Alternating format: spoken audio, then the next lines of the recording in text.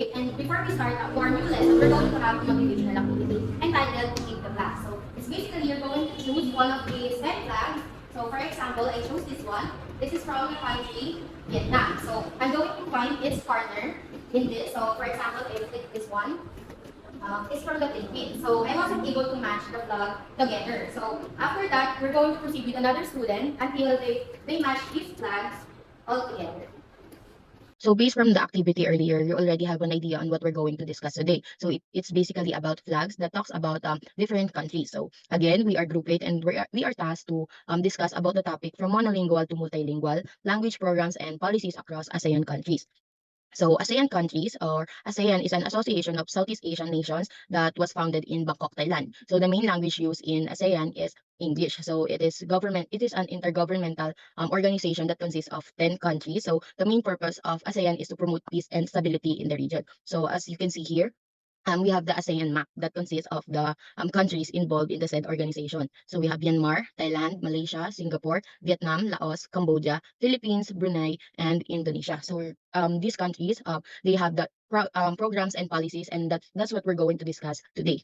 So for the first country, we have our very own Philippines. So we all know that we are comprised of three geographical divisions, including Luzon, Visayas, and Mindanao. And we have variety of languages. So we have eight major languages, including Bicol, Cebuano, Hiligaynon, Ilocano, Kapampangan, Pangasinan, Tagalog, and Waray. So we are populated by 110 million Filipinos. Not really Filipinos, people rather. So we are colonized by three different countries from 1521 to 1945, and that those are Spanish, American, and Japanese. So these are the language status during those colonial times. So for the Spanish, vernaculars remained in use. So when we say vernaculars, it is the native language of the said country. So we are not capable of having education. That's why a lot of people don't know how to speak Spanish. Only chosen people who are rich are being able to speak and study Spanish. So again, that's what I've said earlier. Spanish language is the major focus. So for the American regime, they gave us the opportunity to open educational system,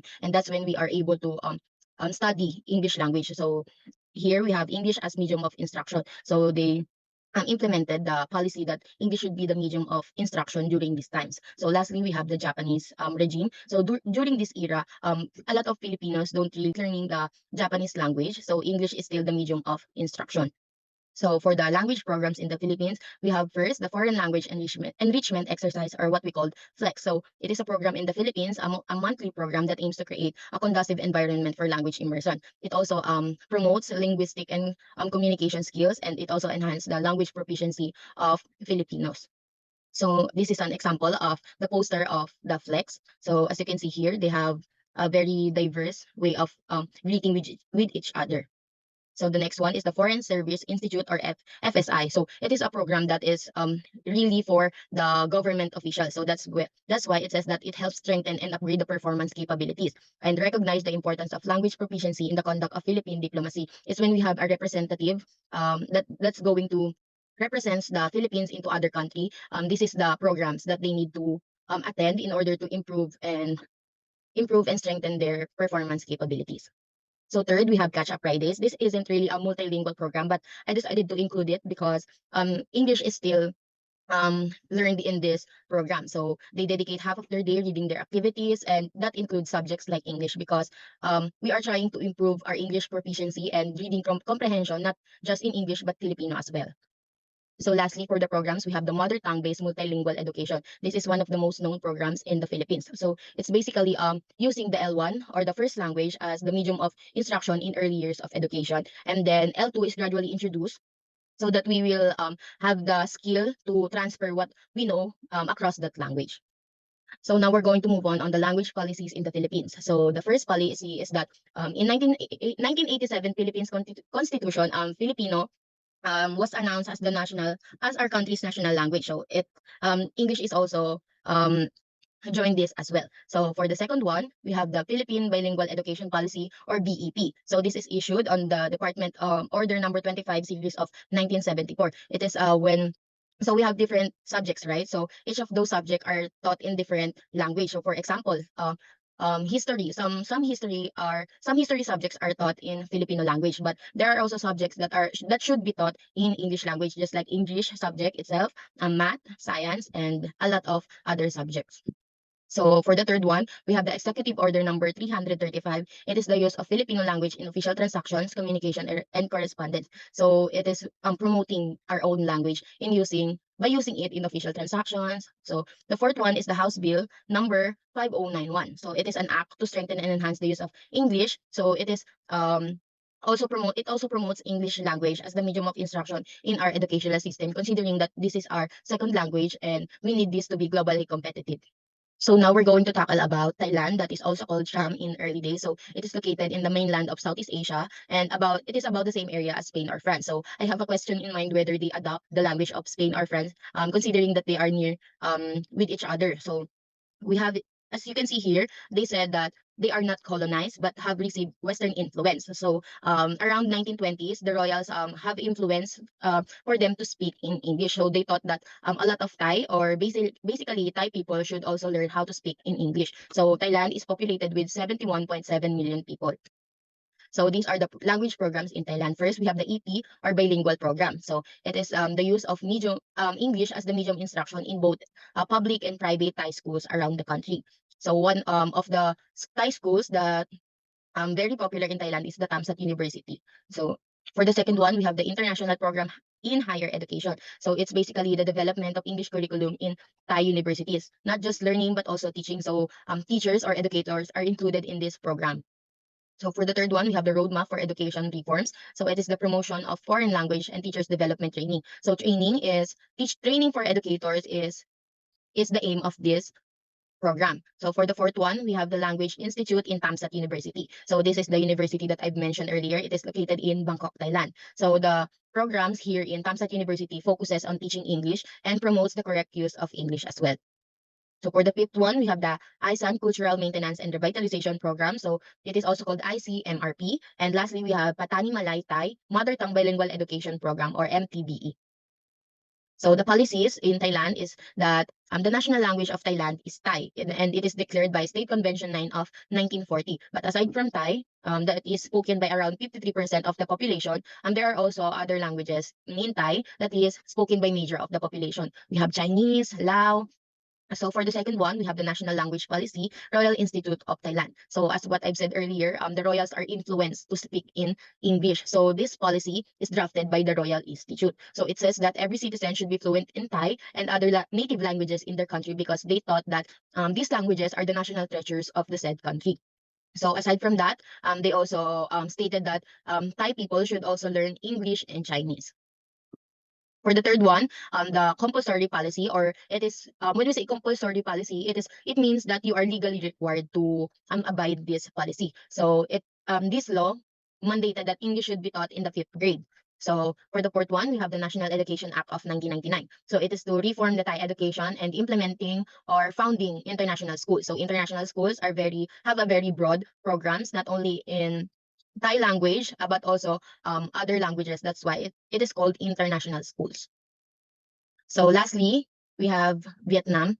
So Vietnam has a population of approximately 87 million, and it consists of 54 ethnic groups with different languages. So just like the Philippines, Vietnam has a very wide variety of language. So it is located in Southeast part of Asia and was owned by France from 1800s to 1954. So Vietnam was also called as the French Indochina during those days.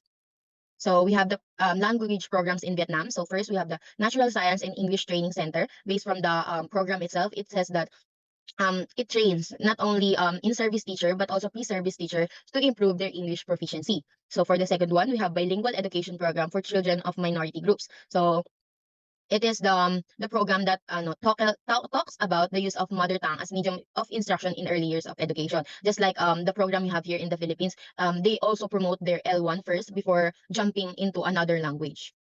So third, we have the Vietnam American School System that trains and prepares students who will take international exam. So one of the exams that I've searched is MCAT. I'm not really familiar with that, but that's one of the exams that these students take. So if they want to take that, so Vietnam American school system is the one they should go to because it trains and prepares students that will take international exams. So for the policies in Vietnam, so first we have the national language policies. It instructs that the users of 10 ethnic languages are entitled to bilingual education. So I said earlier that they have a wide variety of language, right? So that didn't include the main language of the Vietnam, which is Vietnamese. So aside from their native language, they also need to learn Vietnamese. So for the second one, we have the Vietnamese Constitution of 1946 and 1992. So they love their native language. That's why they have a policy for it. That is the Vietnamese Constitution, and it is about the preserving of their mother tongue. So for the third one, the educational sector of the country instructed that in 1996, English will be compulsory at grade throughout the country. Again, compulsory, it is legally required. So in Vietnam, it is legally required um, to instruct learning in grade 3 in English. So the fourth one, we have English is one of the many subjects that has national examinations. Again, national examination, thus international schools are implemented or founded. Students need to pass this in order to enter secondary school education. So unlike in the Philippines, so Vietnam has a policy wherein they need to pass a national exam in English so that they can move forward to secondary education. Unlike in the Philippines, we don't really have that kind of exam. It really depends on what program you're taking. So for the next country, we have Brunei. So in Borneo Island, there are three countries, and one of these countries are Brunei, and it is the only sovereign state in that island. Brunei or Brunei Darussalam is a Muslim monarchy. So the majority of the people in Brunei is a Muslim, and it is located at the heart of Southeast Asia with approximately of 400,000 as of 2022. And some of the minority languages in Brunei are Linbawang, Putong, Bisaya, Belait, and Luzon. So for the program of Brunei, next slide please. So we have the Brunei Reading and Language Acquisition Project, or the RELA. So it is a integrated book-based program that aimed at improving language learning. So the government released and published books that is highly interests for the primary students. So these books contains storybooks, fun and exciting activities that can engage students, especially primary students, to learn the language, especially to enhance their vocabulary and their language skills. So for the language policies in Brunei, we have here first the official language of Brunei is the standard Malay, and the majority of the people or the lingua franca of the country is Brunei Malay. So there are distinct or substantial difference between these languages. So standard Malay is the standardized version of the Brunei Malay because Brunei Malay is one of the local languages there, and Malay as a language has a variety of versions. So the colonizer before the French, they made standardized version of the Malay, which became the official language of the country. The difference between them is that the standard Malay has 6 vowels, and that Brunei Malay has only 3 vowels. So this is also similar to the language of the Philippines, which is the Filipino and the Tagalog. So the next is the local languages in the classroom is forbidden by the law. So according to the law, it is prohibited to use the local languages in the school except the official language. It is because they want to promote and they want to improve and have the identity of their official language. And for the next slide, please. For the education policy of Brunei, they have the bilingual education policy. So they are using 2 languages, which is the standard Malay, their official language, and the English, their official international language. So in the first 3 years in primary, students tend to use the standard Malay, and then when they step up to fourth year in primary, they will begin to use standard Malay and English. They implemented this policy because they want to ensure the sovereignty of the Malay language. And they also see the importance of English language because it is a crucial tool in the 21st century. So for the next country, we have here the Myanmar. So Myanmar is formerly called Burma. It is a Southeast Asian nation of with more than 100 ethnic groups and 111 languages. And it is have approximately 54 million as of 2022. So some of the minority languages of the country is Shan, Karen, and Arakanese. And during the before the pre-colonial period, the Myanmar people learned the teachings of Buddha from Buddhist monks. But next slide, please. But during the British colonization, um, there are 3 types of school during the British colonization. The first one is the vernacular school, or the um, vernacular means it is the native language of a country. So in vernacular type of school, they're only using Burmese as their medium of instruction. And in Anglo vernacular school, it is considered as bilingual education policy because they're using English and Burmese as their medium of instruction in Anglo Vernacular School. So Burmese as their first language and English as their second language. And in the third type of school, they have English school wherein they using English as the primary medium of instruction in this school, and their L2 or their second language is the Burmese. Next slide, please. But during the military regime or after the declaration of the independence, the Ministry of Education in 1948 declared the monolingualism as a medium of instructions in teaching in schools. So um, it continues or it still remained in 1962 during the control of the military junta. So um they still remain this type of medium of policy or the monolingualism because um they want to support the Burmanization or the using only of the Burmese language, and they didn't consider the other minority languages, which eventually become the conflict of the country. And they implemented the monolingual education policy because they want to create Myanmar a national identity. And next slide, please. So for the program of Myanmar, they have the English language program or the ELT. So this program offered the English language instruction to students ages 16 and up. So this program is a collaboration between Myanmar and the US Embassy. The center of this program is located in Mandalay, and majority of the students is college students because this program aims to enhance the language skills of students for the readiness of them for the to the work field when they graduated in college. And this program also aims to enhance the English language in Myanmar because they also want to, aside from the fact that they want to improve their language skills, this program also aims to teach the American culture to the students of Myanmar. So for the next country, we have the Laos. So the Lao People's Democratic Republic or PDR is a landlocked mountainous country that is widely covered with tropical rainforests. So it is similar to the Philippines. And the current population of the country is 7 million.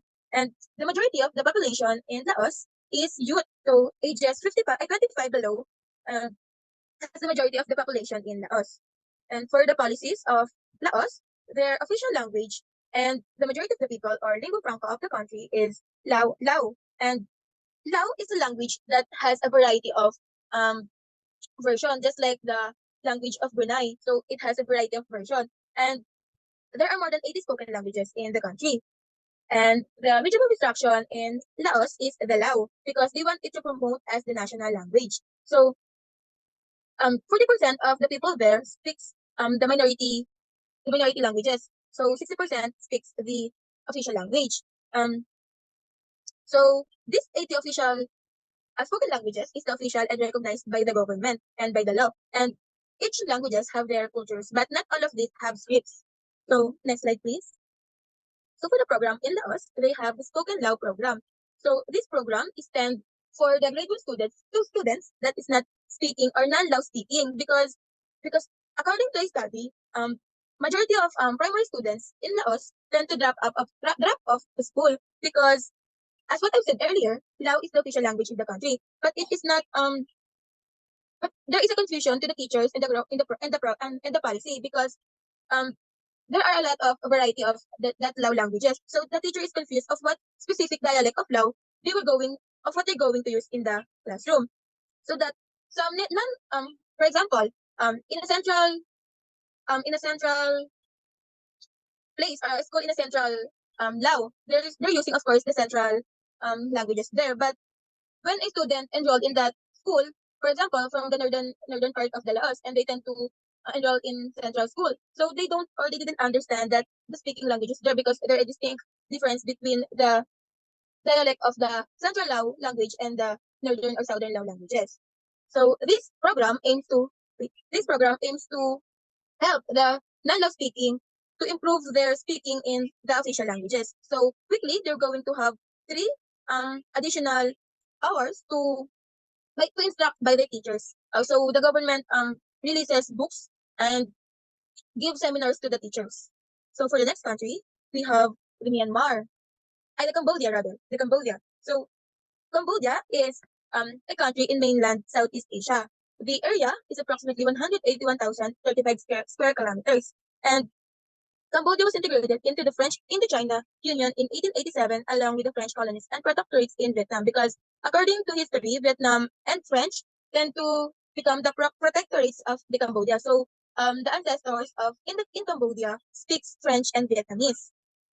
So next slide please. So the language policies in Cambodia is that the Khmer is the national and the official language of Cambodia. And 90% of the population in the Cambodia speaks Khmer. And the total minority languages in the Cambodia is 23, including the Khmer. And the official international language is English. So their system in the education is bilingual education system. So they're using Khmer and English as the medium of instruction in the school. And next slide, please. So the program in Cambodia is called Khmer Language and Culture Program. Excuse me, please. So this program is aimed for those undergraduate college students or postgraduate researchers because um, this program is aimed to for the researchers in the future to research about the culture and the language of the country Cambodia. So it is a program held by the Cambodian and the Hawaiian country. So it is a free program. They tend to choose 8 students every year for the specific program. So every this program is the 8 week study abroad program. So the participants in this program can be US or non-US faculty. So um this program aims in the morning of the program they tend to have 4 hours of intensive learning, while in the afternoon they were going to have a field trip. So they were going to look and search for the historical places and the culture of the Cambodia country. So the Cambodia country overall wants to promote the Khmer language to enhance and to have the identity, but also they want to support the multilingualism. That's why they also implementing the bilingual and promoting the English language. Our next country is Indonesia. It is a country located in Southeast Asia and Oceania. It is situated between the Indian and Pacific Oceans. So Indonesia is the world's fourth most populous country and with over 279 million. So Indonesia also has implemented various language programs and policies throughout its history. So here are some important points and language programs and policies in Indonesia. Next. So the first is the national language. So Indonesia has chosen Malay, or now known as Indonesian or Bahasa Indonesia, as its national language. So this decision was made to unite the ethnically diverse population of Indonesia and provide a common language for communication. So the second is vernacular language or the native language. So the allocation for vernacular language in education system has decreased over time. And since 1994, vernacular languages are no longer taught in elementary level. So next slide, everyone. So the third is the English language. So English language, just like in the Philippines, it was taught as a subject or as a foreign language in Indonesian schools as well. And our next is the preservation of indigenous language.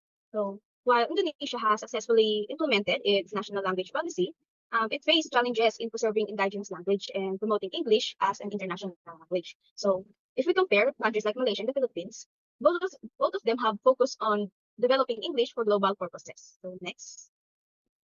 The language policy and unity. So it is important for Indonesia to have a language policy that promotes unity and prevents separation, provides a sense of belonging and open access to knowledge enhancement and the global world. So one of the considerations in this is the qualified teachers, which are crucial for the implementation of the language policy in the country. So the next one is the promotion of Bahasa Indonesia by the New Order Regime from 1966 to 1988. So the New Order Regime strongly promoted Bahasa Indonesia through the use of good and correct language. So English was also promoted as a foreign language, not only in secondary education, but now also in primary schools. So the next one is bilingual agenda.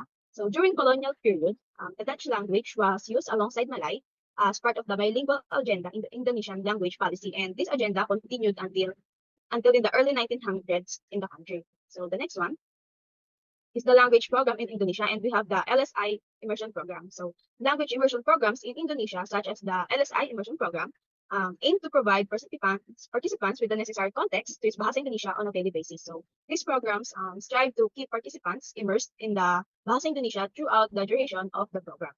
So for our next country, we have Malaysia. Malaysia is a country in Southeast Asia consisting of 13 states and 3 federal territories. And Malaysia is separated into 2 regions, which are the Peninsular Malaysia and the Borneo's East Malaysia. So Malaysia is a multi-ethnic, multi-religious, and multilingual country. And the language programs and policies in Malaysia have evolved over time with a focus on establishing Malaysia Melayu, or the Malay language, as the official language, and promoting proficiency in English as well. So here are some important points about the language programs and policies in Malaysia.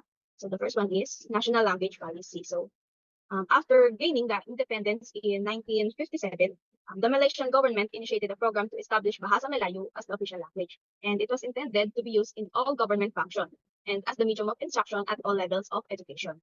So the second is the role of English. English also played a significant role in Malaysia's language policies. It has been recognized as the common language and learned as a second language in the country. And the government supported programs to enhance English proficiency among students and the general population. So the third one is the National Education Philosophy, or the NEP. So NEP in Malaysia aims to produce Malaysian citizens who are balanced, skillful, and value the nation's aspiration for unity. So the NEP provides guidelines for curriculum development, which is centralized under the Ministry of Education through its Curriculum Development Center. So the next one is language of instruction. The medium of instruction in Malaysian schools is primarily Bahasa Melayu, which are the national language. However, there has been debate about the role of English in the proficiency levels of students, teachers, and the general populations in Malaysia. And English is also taught as a subject in Malaysia.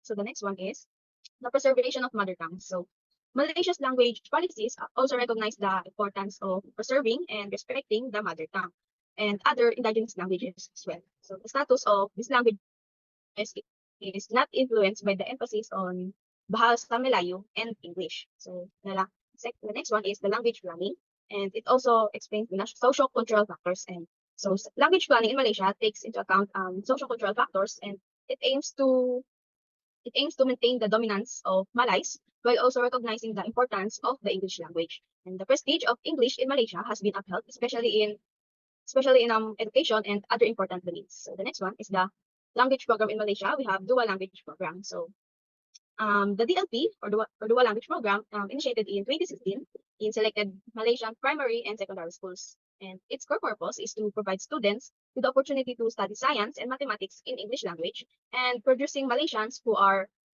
proficient in both English and Bahasa Melayu. So the program has been seen as a positive trend of success, and it received recognition from various stakeholders. So our next country is Singapore. So Singapore, officially the Republic of Singapore, is an island country and city-state in maritime Southeast Asia.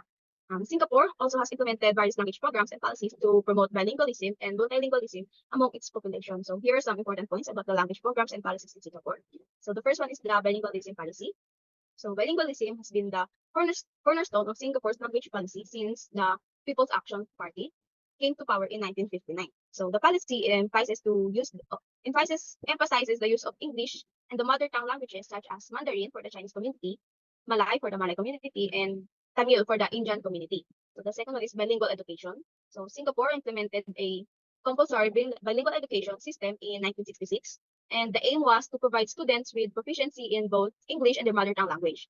However, the one-size-fits-all education program was found to be ineffective for students with differing abilities, and achieving equal proficiency in both languages was challenging for the students. So the next one is the Go Report, that is led by the Deputy Prime Minister, Dr. Gek Kong Swee. So it was led by the Deputy Prime Minister in April 1978, and as it assessed the bilingual education program in Singapore. So the report criticized the policy for ineffective bilingualism, which was identified as the main cause of language education problems in Singapore.